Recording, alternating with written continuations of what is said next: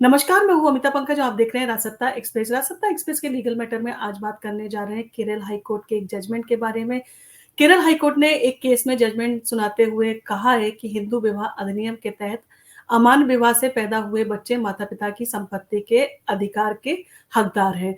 और ये सवाल जो है कई बार जो है उठता आया है कि क्या ऐसे विवाहों से जो बच्चे पैदा होते हैं उनको किस तरह के अधिकार मिल सकते हैं? क्या उनको संपत्ति में किसी तरह का कोई अधिकार होगा? ये सारी चीज़ें बच्चे के भविष्य को लेकर जो है वो ये चिंताएँ होती हैं हर किसी की। और ऐसे में जो है वो कोर्ट भी इन सारी चीज़ों को जो है वो समझते हैं और कानून भी इसी तरह से बनाए गए हैं ताकि किसी को भी जो है वो इन सारी परेशानियों का सामना ना करना पड़े। और अमान्य विवाह से भी अगर कोई बच्चा पैदा होता है तो उसको माता-पिता की संपत्ति के अधिकार में जो है वो हकदार होगा।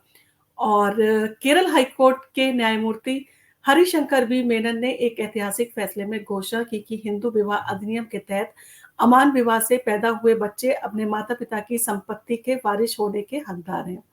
और ये फैसला श्रीमती अनीता टी बनाम केरल राज्य नागरिक आपूर्ति निगम लिमिटेड के केस में जो है वो 5 सितंबर 2024 को सुनाया गया था। और ये उन विवाहों से पैदा हुए बच्चों की कानूनी स्थिति को जो है वो स्पष्ट करता है, जिन्हें एक पति या पत्नी के धर्म परिवर्तन के कारण जो है वो अमान्य माना गया था। और इस केस में जो था वो इन सारी चीज़ों को जो है वो हाई कोर्ट के द्वारा जो है वो क्लियर किया गया है।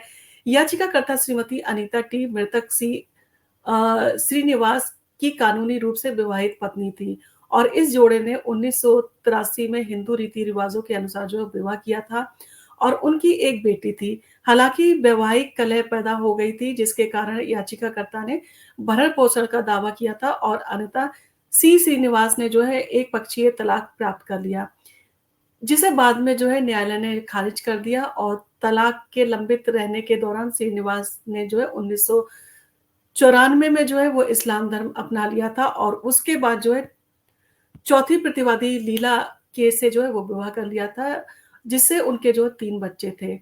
और 2015 में श्रीनिवास की मृत्यु के बाद तहसीलदार द्वारा एक कानूनी उत्तराधिकार प्रमाण पत्र जारी किया गया, जिसमें याचिकाकर्ता और उसकी बेटी को छोड़कर लीला और उनके बच्चों को एकमात्र कानूनी उत्तराधिकार के रूप में जो है नामित किया गया। अनीता ने इस निर्णय को जो है चुनौती दी और ये तर्क देते हुए कि उनका विवाह वैध रहा क्योंकि ये कभी कानूनी रूप से भंग नहीं हुआ था और दूसरी शादी से पैदा हुए बच्चे हालाँकि एक अमान्य विवाह से पैदा हुए थे, फिर भी हिंदू विवाह जो है अधिनियम के तहत संपत्ति के अधिकार का दावा जो है वो कर सकते हैं। और महत्वपूर्ण कानूनी जो है मुद्दे में जो फैसला लिया गया था, तो वो इस प्रकार है। इस मामले में महत्वपूर्ण कानूनी मुद्दे जो है वो सामने आए हैं, जिसमें पहला था इसमें कि दूसरी शादी की वैधता। क्या श्रीनिवास का इस्लाम में धर्मांतरण और उसके बाद लीला से विवाह अनीता के अपने हिंदू विवाह को भंग किए बिना कानूनी रूप से वैध था? दूसरा ये था कि बच्चों के उत्तराधिकार अधिकार क्या होंगे? क्या श्रीनिवास की दूसरी शादी से पैदा हुए बच्चे जिसे हिंदू कानून के तहत अमान्य माना गया था, उनकी संपत्ति के वारिस हो सकते हैं? और तीसरा इसमें जो था वो पॉइंट ये था कि हिंदू और मुस्लिम पर्सनल लॉ की प्रयोज्यता है वो क्या है? क्या मुस्लिम पर्सनल लॉ के आधार पर कानूनी उत्तराधिकारी प्रमाण पत्र वैध था? और ये देखते हुए कि श्रीनिवास अभी भी अपनी पहली शादी के लिए जो है हिंदू विवाह अधिनियम से बंधे हुए थे, उनका तलाक नहीं हुआ था और उन्होंने जो है मुस्लिम धर्म जो है वो स्वीकार कर लिया था, उसके बाद में उन्होंने निकाह कर लिया था। न्यायालय की टिप्पणी और कानूनी जो मिसालें हैं वो इस प्रकार से हैं।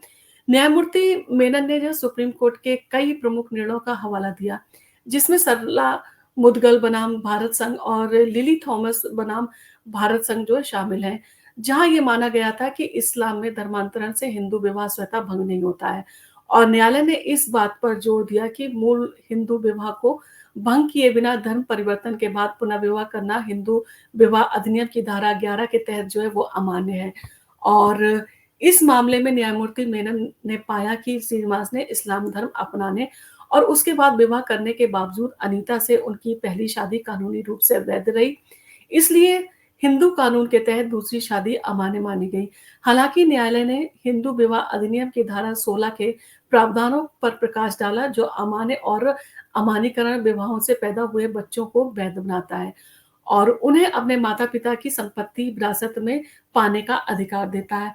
और न्यायालय ने फैसले का हवाला देते हुए न्यायमूर्ति मेनन ने कहा कि भले ही चौथे प्रतिवादी के साथ श्रीनिवास का जो है विवाह वैध नहीं माना जा सकता, लेकिन उस विवाह से पैदा हुए हिंदू विवाह अधिनियम की पैदा जो बच्चे हुए थे, उन्हें जो है वो हिंदू विवाह अधिनियम की धारा 16 के तहत वैध है।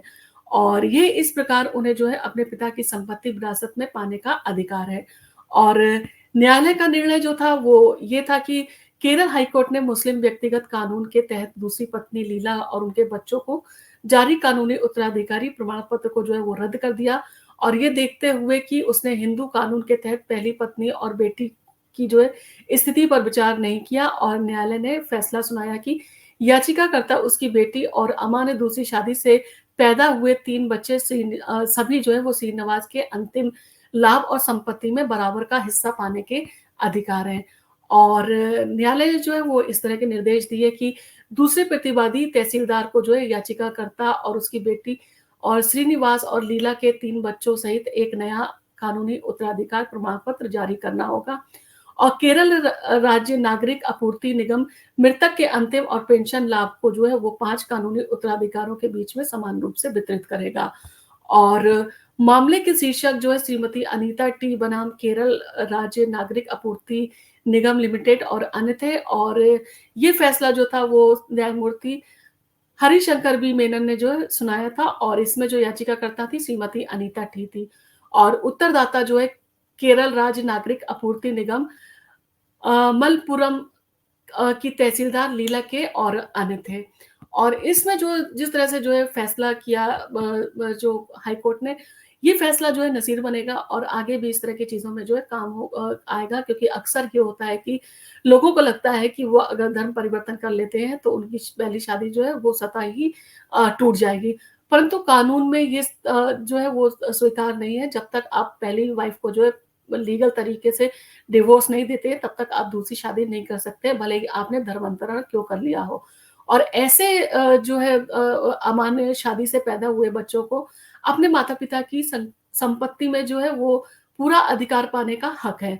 और ये डिसीजन जो है वो काफ़ी अच्छा था, और आने वाले दिनों में जो है नज़ीर बनेगा। आपको अगर ये पसंद आया तो आप इसको लाइक कीजिए, शेयर कीजिए, सब्सक्राइब कीजिए। हम आपके लिए इसी तरह के जो है वो केस और वीडियोज़ लेके आते रहेंगे।